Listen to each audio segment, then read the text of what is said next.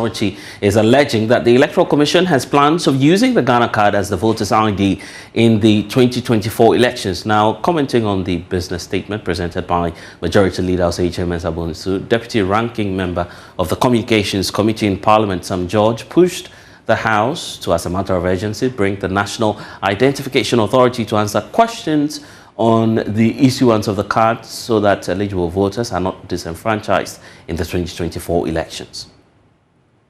If the business committee can schedule a briefing, a joint briefing of the Ministers of Interior, Communication and Finance for this House on a critical issue involving the GhanaCard. The Ministry of Communication has issued a deadline of 31st of this month, that 1st of July, they are going to deactivate SIM cards. The Bank of Ghana says that your money that is in your own account that you paid in from the 1st of July, you cannot access it without a Ghana card. And they are all taking reference to a legislative instrument from this House, LI 2111. Even the Electoral Commission is preparing to bring us a CR that is to create a new voters register using a Ghana card. But majority of our constituents today, some of them have registered since 2018. The National Identity Authority is unable to provide them their Ghana cards. So as representatives of the Ghanaian people, what is this House going to do between now and the 31st of this month to ensure that our constituents who have registered for the Ghana card get the Ghana card so that they are not disenfranchised? Or if the NIA is unable to provide those cards for Ghanaians who are willing and ready to acquire those cards, we stay the hands of those agencies not to put our constituents in jeopardy. What plans do we have to have the Interior Minister who oversees the NIA, the Communications Minister who oversees the NCA, and the Finance Minister who has some oversight over the Bank of Ghana to appear before us to deal with these issues of timeline? Well, it's time now to get a true picture of what's happening in Parliament and what exactly the concerns of our parliamentarians are. You just heard Sam George make the argument there, but Kweku Asante obviously would have details of that. Kweku, what more do we know about the claims that's been made by Sam George, and is there any evidence at all to back that? When the Majority Leader, Honorable Osei Mensah Bonsu, read the business statement for next week, these specific issues about NIA and the Ghana card did not come up.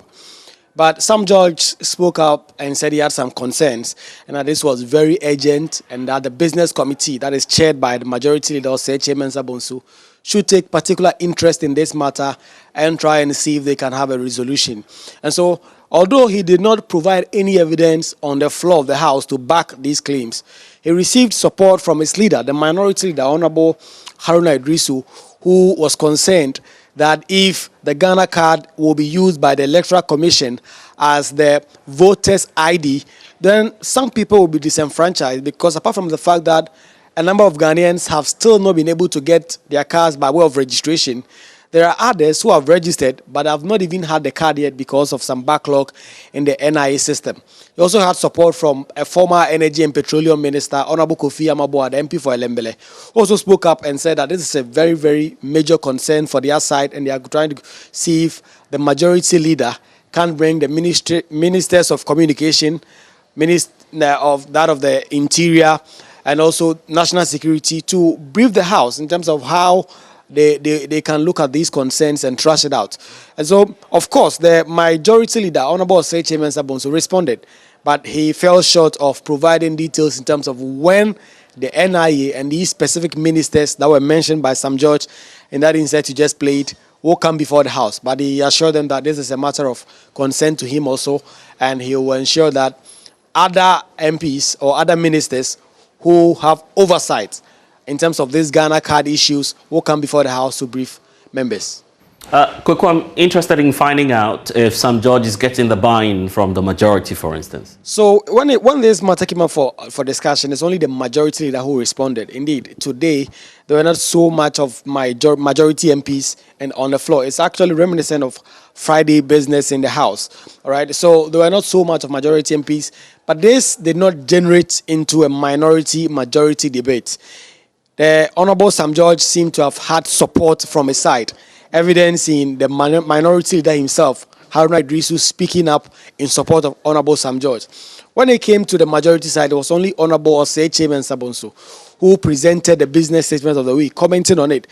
When he started, of course, he made the position that the comments of Honorable Sam George should have been in line with the business statement he had presented. But nevertheless, he thought it was an important matter and that the business committee will try and program maybe next week or after to try and see if the Minister for Communication, Minister for Interior, the NIA will appear before the House or before the committee. We know the NIA does not have standing in the House itself. They can appear before committees of Parliament, but they cannot be in the plenary to answer questions of MPs. The ministers can do so, and they may be able to appear before MPs and answer their questions regarding the GhanaCard.